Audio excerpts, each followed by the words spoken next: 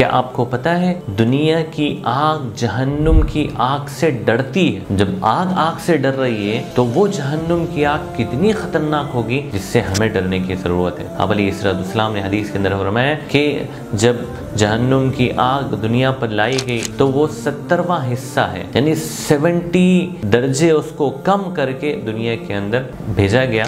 और फिर आप अलैहिस्सलाम ने फरमाया कि अगर उस आग को 2 मरतबा पानी से न बुझाया जाता तो हम उससे नफा हासिल नहीं कर सकते। फिर आप अलैहिस्सलाम ने उसी हदीस के अंदर फरमाया ये दुनिया की आग दुआ करती है कि ऐ अल्लाह मुझे दोबारा जहन्नुम में न भेजा जाए। तो जब दुनिया की आग जहन्नुम की आग से डर रही है तो हमें भी डरने की ज़रूरत है। और हम तो दुनिया की आग को ही बर्दाश्त नहीं कर सकते तो जहन्नुम की आग को कैसे बर्दाश्त करेंगे।